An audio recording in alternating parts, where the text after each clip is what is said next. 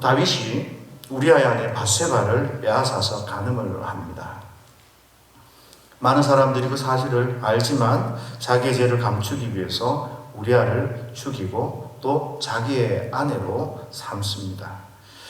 이런 일들을 옆에 있는 사람들은 두고 보지만 그 어느 누구도 함부로 말할 수가 없었습니다. 왜냐하면 그때 다윗은 하나님 앞에 회개하기보다는 자신을 합리화시키고 변명하고 숨기는 것에 급급한 그런 모습을 보이고 있기 때문에 그렇습니다. 세상 왕들도 다 그렇게 하지 않습니까? 권력을 가지고 자기 하고 싶은 대로. 또 전쟁을 하다가 자기 부하 하나 죽는 게 뭐 그렇게 큰 대수이겠습니까? 이런 악한 마음들이 다윗 속에 있었던 것 같습니다. 그것이 11장 25절에 이렇게 나타나고 있어요.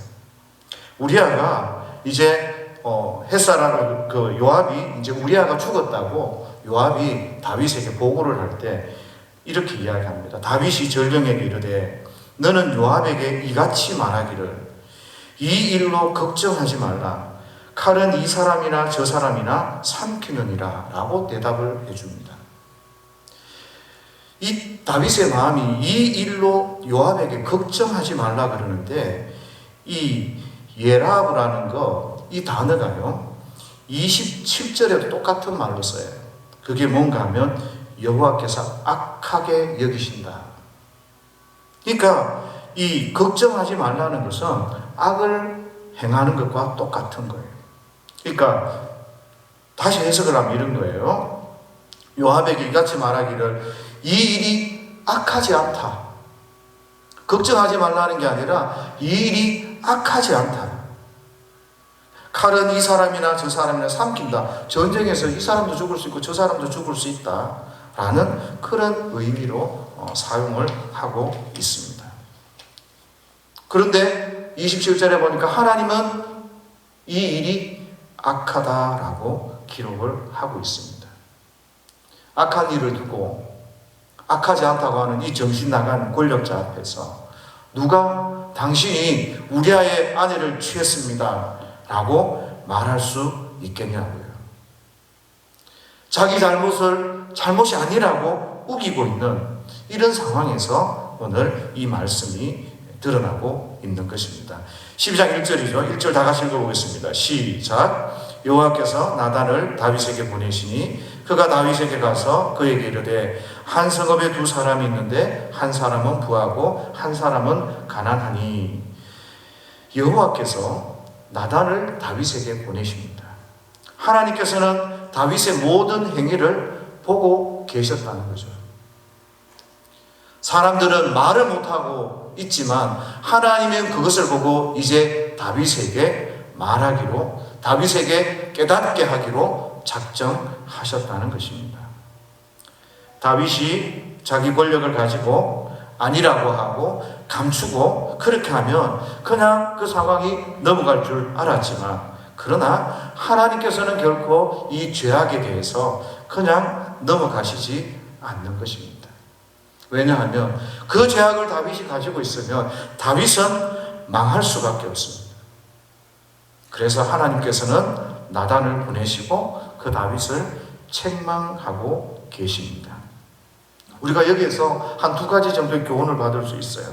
그게 뭔가 하면 하나님이 내 눈에는 보이지 않아서 하나님이 잘 내 삶을 모르실 것 같지만, 그러나 하나님은 결코 우리를 좌시하지 않는다는 거죠. 우리가 하나님의 눈을 피할 수 없다는 사실을 반드시 기억해야 하는 것입니다. 우리의 선함, 우리의 수고, 우리의 기도, 우리의 인내, 우리의 형편, 이것을 하나님께서는 다 알고 계시십니다. 이런 것도 아시지만, 그러나 자기 마음대로 하나님을 의식하지 않고 죄를 짓고 사는 그 모습도 하나님은 꿰뚫어 보고 계신다는 거죠.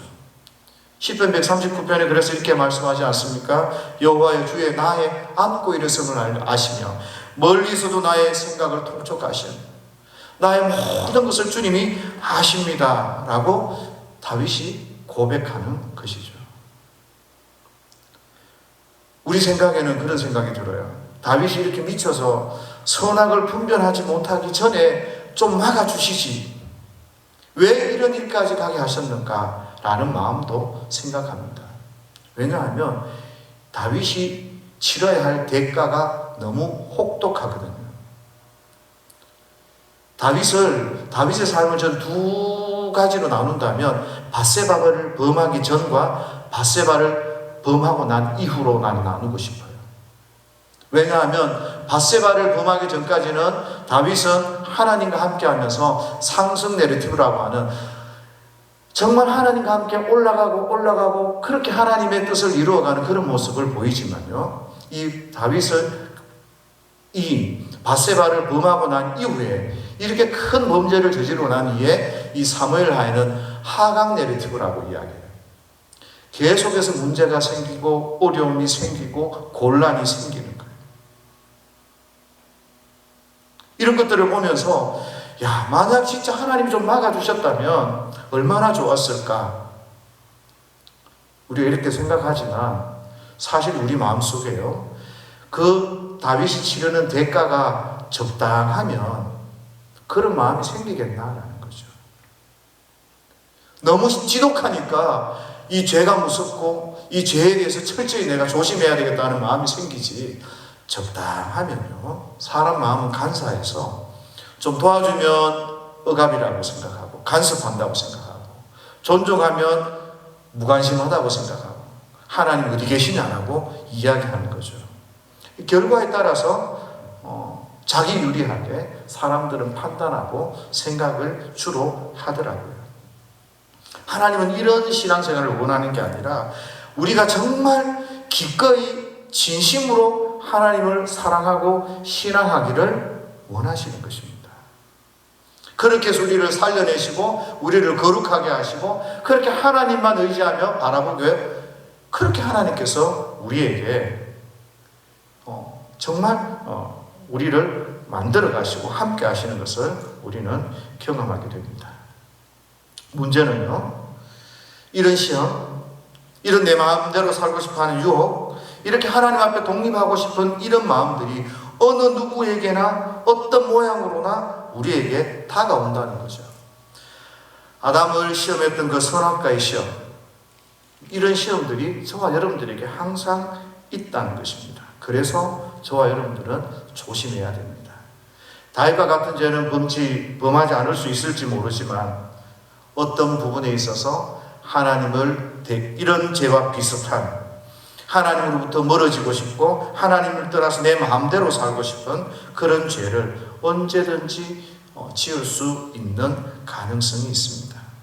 그래서 죄를 조심해야 됩니다. 죄는 하나님과 단절을 낳고요. 기도하는 것도 힘들게 하고요. 하나님 앞에 성경을 보고 말씀대로 살아가고 싶어하는 그 마음도 사라지게 합니다. 참으로 무서운 것이죠. 그리고 그 대가도 엄청나게 치루어야 하게 됩니다. 그래서 우리는 이 죄에 대해서 다시 한번 깨닫게 되고 하나님 우리를 끊임없이 우리를 주목하고 계신다는 사실을 깨닫게 됩니다. 두 번째 우리가 생각할 경우는요, 나단처럼 아골골짝이라도 개의치 않고 순종하며 가는 사람이 있다는 거예요. 이 아골골짝이라는 게 괴로움의 골짜기라는 그런 의미예요. 그러니까 아골골짝 빈들에도 복음 들고 가오리라라는 것, 그 길이 얼마나 고난의 길이고 힘든 길이라도 내가 믿음으로 그 길을 걸어가겠다는 그런 결단 아니겠습니까? 그런데 나단은 그 길, 그 괴로움의 길로 목숨을 내어놓는 그 길로 하나님의 말씀을 전하기 위해서 다윗에게 가고 있습니다. 자기 죄를 가리려고 우리아를 죽였는데 나단 하나 죽이는 거야 뭐 큰일이 되겠습니까? 미쳐가지고 있는데. 그런 사람에게 하나님의 말씀을 전한다는 거, 그 참 힘든 일이잖아요. 다윗에게 이런 사람이 있었다는 게 축복이에요, 축복. 기도해주는 사람, 기다려주는 사람, 격려해주는 사람, 우리가 이런 사람들과 함께 있다는 게 정말 큰 축복인 거죠. 여러분 주위를 돌아보십시오. 나단과 같은 사람, 꼭 우리의 허물과 잘못을 지적하는 것은 아닐지라도 우리를 위해서 함께 해주고 기도해주고 격려해주는 사람, 이런 사람들과 함께 삶을 살아갈 수 있다는 게 그게 얼마나 큰 축복인지 모릅니다. 나단은요, 죽을 수도 있지만 하나님의 말씀을 전하기 위해서 다윗에게 나아갑니다. 이런 순종, 하나님의 뜻 앞에서 순종하는 이런 나단, 이런 사람들 때문에, 이런 사람들의 희생 때문에, 이런 사람들이 기꺼이 나아가는 그 순종 앞에서 많은 사람들이 생명을 얻게 되고, 많은 사람들이 깨닫게 되고, 완악한 사람들이 돌아오게 되고, 교회가 바로 서가는 모습들을 우리는 발견하지 않습니까? 사실 이런 분들이 없으면 교회가 교회되지 않습니다. 이런 분들이 없으면 전도가 되지 않습니다. 어떤 사람에게 복음을 전하고 생명을 전하고 그 사람을 변화시킨다는 거 참 쉽지 않죠. 그러나 기꺼이 희생하고 기꺼이 순종하는 이런 나단과 같은 사람 때문에 하나님의 나라가 든든히 서가게 되고 교회가 서가게 되는 것입니다. 이런 사람이 되면 좋겠고요. 이런 교회가 되었으면 좋겠습니다. 우리 교회 때문에 사람들이 살아나고, 우리 교회 때문에 사람들이 어떻게 살아야 될지 고민을 하게 되고, 어떻게 하나님의 말씀 앞에 순종해야 될지 깨닫게 된다면 그 얼마나 행복하고 얼마나 귀하겠습니까? 저와 여러분들이 그런 교회가 좀 되었으면 하는 마음들이 간절합니다. 그리고 1절 하반절부터 4절 말씀까지를 보면요, 나단이 비유로 설명을 하고 있습니다. 그런데 다윗이 비유로 설명하는데 비유로 듣지 않고 실제로 이런 일이 있는 것처럼 듣는 것 같아요. 그런데 나단이 이 비유를 하는 이유가 뭔지요? 그것은 다윗이 죄를 깨닫도록 하는데 이 비유를 하고 있습니다. 그 말은, 이 비유는 다윗을 정죄하고 있습니다. 정죄하고. 그래서 다윗이 깨달으라고 락하그라는 단어를 써요. 이 단어가 뭔가 하면 밧세바를 데려와라 라고 했을 때 밧세바를 빼앗아, 그때 쓴 단어하고 똑같아요. 그리고 오늘 양의 새끼를 빼앗아다가 라고 이야기를 하는 거예요.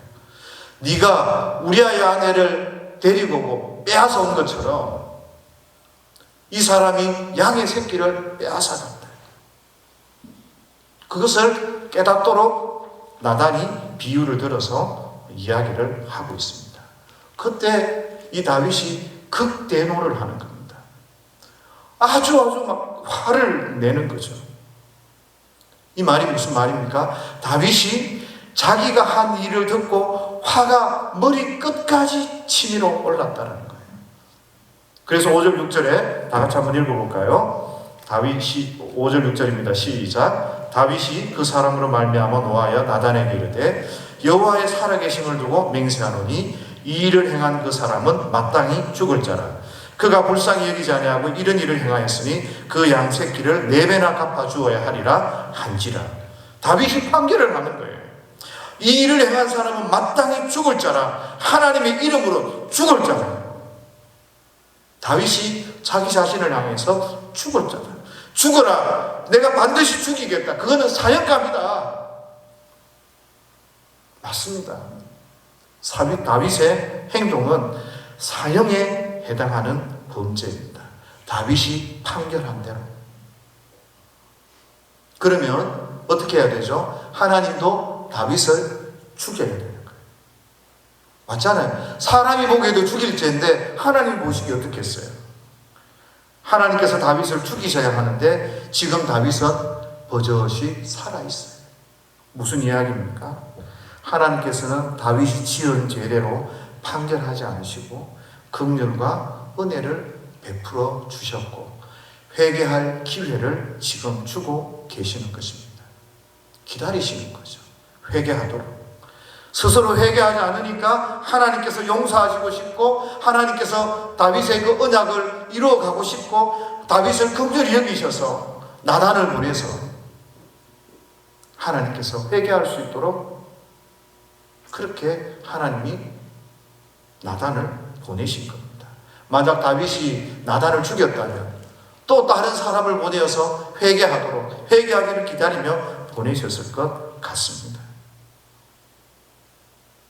그렇게 보면 다윗은 마땅히 죽어야 하는데 살아있어서 지금부터 다윗의 삶은 하나님의 은혜와 긍휼로 사는 삶이고, 죽어야 하는데 아직 살아있으니까 덤으로 사는 인생이고, 은혜로 사는 인생이 다윗의 인생인 것이죠.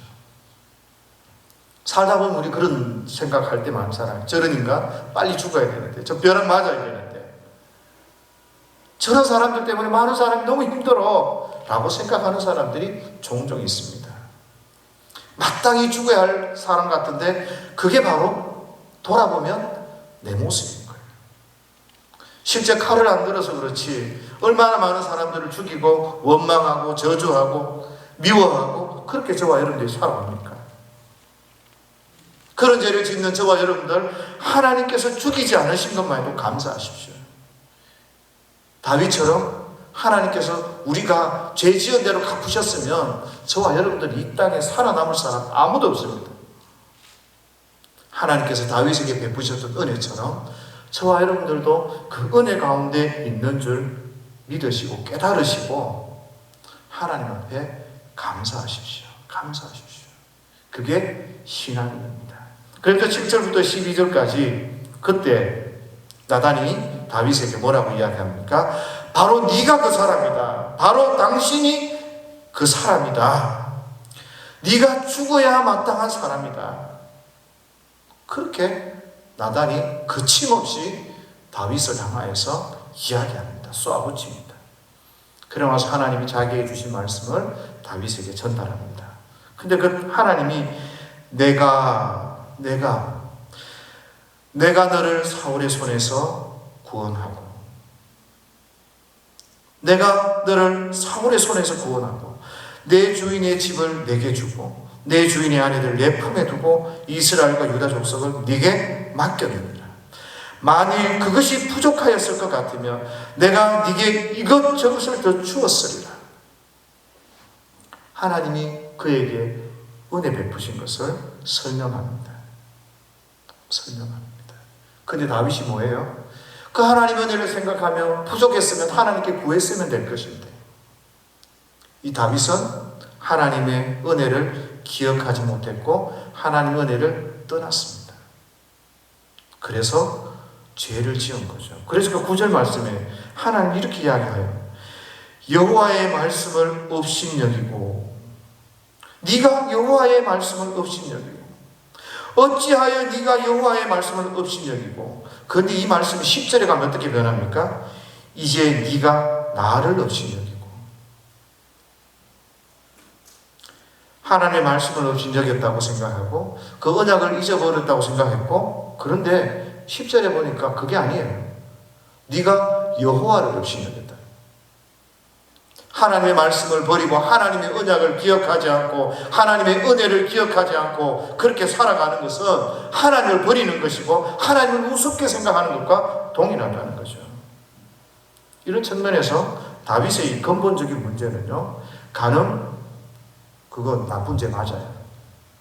살인, 나쁜 거 맞아요.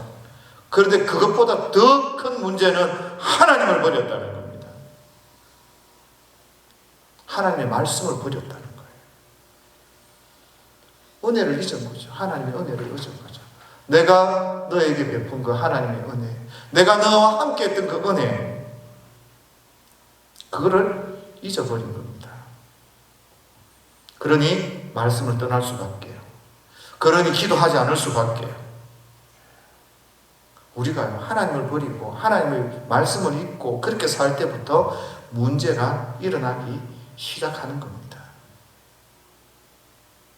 그래서 우리는 하나님을 깊이 묵상하고 생각하고 그분과 함께 동행하는 그런 삶을 살아갈 수 있어야 하는 것이죠. 10절 12절입니다. 이제 네가 나를 업신여기고 햇사람 우리아의 아들을 빼앗아 내 아내를 삼았은즉 칼이 내 집에서 영원토록 떠나지 아니하리라 하셨고, 여호와께서 또 이와 같이 이르시기를 보라 내가 너와 내 집에 재앙을 일으키고 내가 내 눈앞에서 내 아내를 빼앗아 내 이웃들에게 주리니 그 사람들이 내 아내들과 더불어 백주에 동침하리라.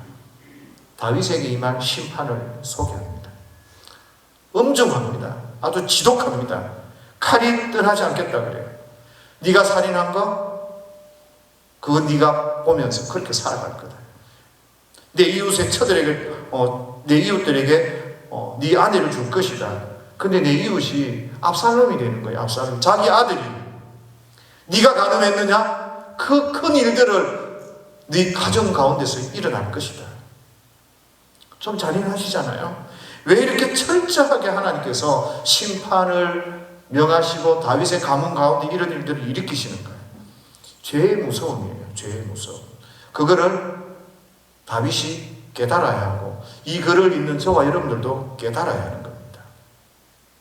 하나님을 잊어버리고 하나님을 떠나면, 그래서 죄를 지으면 얼마나 무섭다라는 것을 알아야 되는 거죠. 내가 신앙생활 설렁설렁 대충대충 내가 하나님의 은혜를 떠나서 그렇게 살고 있으면 그게 얼마나 큰 문제인지, 그것들이 나중에 어떤 결과를 낳을 수 있는지. 우리 눈으로 살아가는데 돈 벌고 직장 다니고 표가 안 나지 않는 것 같아요. 그러나 하나님의 입장에서 하나님이 보시기에는 얼마나 무서운 것인지를 우리에게 말씀해 주는 것이죠. 율법적으로 죄 지었니 안 지었니 그렇게 살라는 게 아닙니다. 하나님의 은혜 가운데서 하나님을 떠나는 것이 얼마나 무섭다라는 것을, 그것을 알아야 되는 거죠. 죄가 우리 속에 들어오면요, 하나님과 단절돼요. 다시 한번 말씀드리지만 기도가 안 됩니다. 말씀도 보기 싫습니다. 내 안에서 불쑥불쑥 화가 치밀어 오르고 내 속에서 뭔가 하기 싫고 순종하기 싫고 교회에서 하는 그 모든 것들이 가식적이고 싫은 거죠. 그 결과가 뭐겠습니까? 하나님을 교제하지 못하고 하나님을 더 사랑하지 못하고 결국에 내 마음대로 살아가는 그런 모습 아니겠습니까? 죄는 굉장히 무섭습니다. 그래서 아까 말씀드렸다시피 사무엘하 이 뒷부분은 계속해서 이 다윗이 어려움을 당하고 고난을 당하고 힘듦을 당하는 그런 사건들로 가득 차 있는 것을 보게 됩니다. 13절 14절 다 같이 읽습니다. 시작. 다윗이 나단에게 이르되 내가 여호와께 죄를 범하였노라 하며 나단이 다윗에게 말하되 여호와께서도 당신의 죄를 사하셨나니 당신이 죽지 아니하려니와 이 일로 말미암아 여호와의 원수가 크게 비방할 거리를 얻게 하였으니 당신이나 나이가 반드시 죽으리이다 하고 15절 읽습니다. 나단이 자기 집으로 돌아가니라. 다윗이 어떻게 반응합니까? 회개하는 거예요. 그 말씀을 듣고 즉각적으로 회개하는 겁니다. 잘못을 안 하는 거면 얼마나 귀하고 중요합니까? 그죠? 그런데 만약에 잘못을 했을 때 회개하고 돌이키는 것, 이것도 참으로 큰 용기입니다.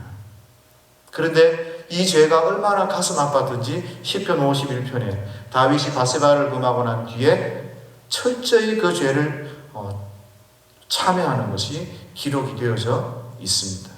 얼마나 철저하게 참회하고 얼마나 철저하게 회개하고 있는지 침상을 눈물로 띄울 정도로 그렇게 철저하게 하나님 앞에 다시 돌이키는 그런 다윗의 모습을 저와 여러분들이 발견할 수 있습니다. 그러면서 오늘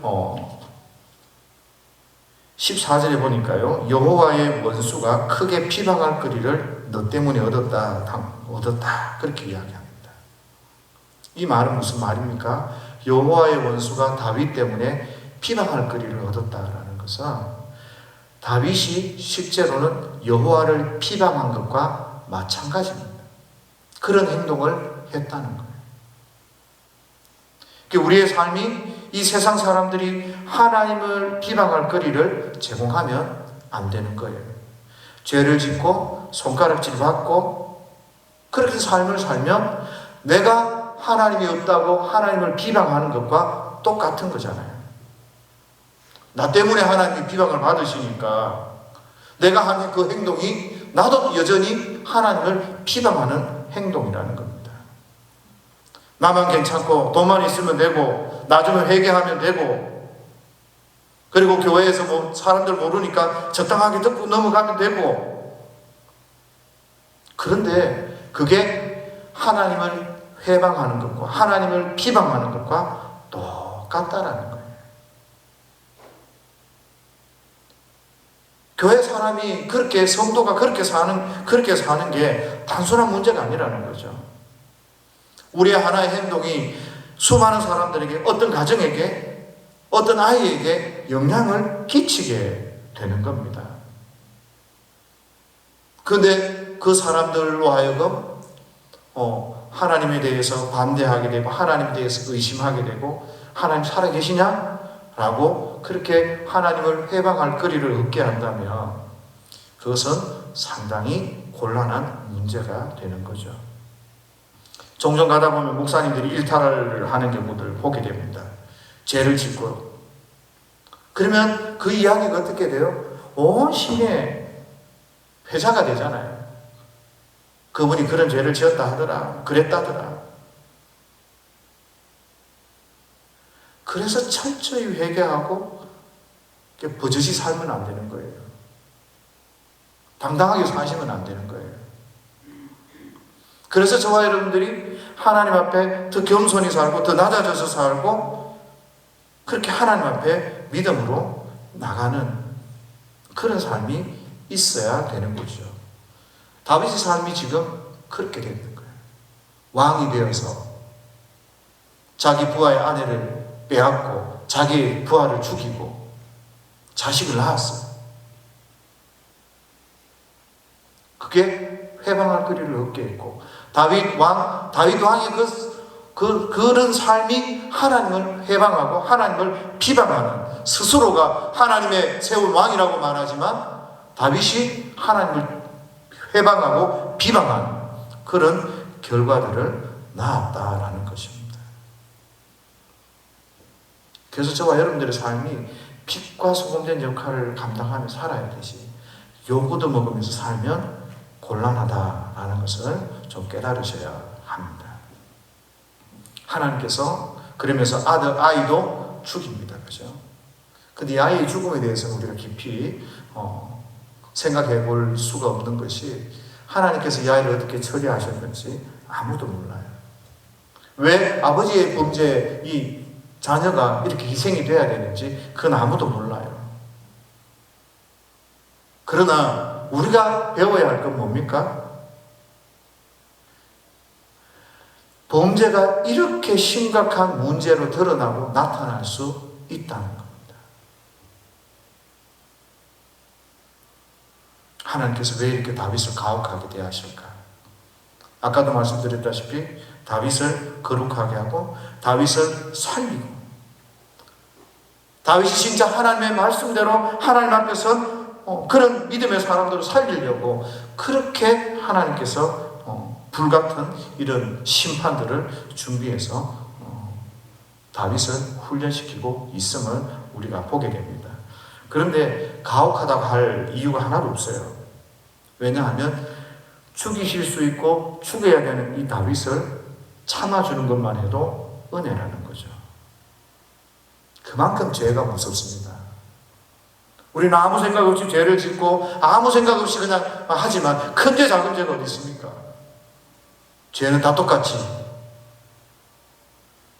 그래서 저와 여러분들이 죄 짓지 않기 위해서, 죄 짓는 것을 두려워하고 그렇게 하나님 앞에 좀 날마다 거룩을 이루기 위해서 살아갔으면 좋겠다라는 마음이 있고요. 행여나 우리 속에 기억나지 않지만 죄가 깨달아진다면 늘 회개하면서 하나님의 은혜 가운데 거하기 위해서 최선을 다해 살아가는 저와 여러분들이 될 수 있기를 예수님의 이름으로 축복합니다.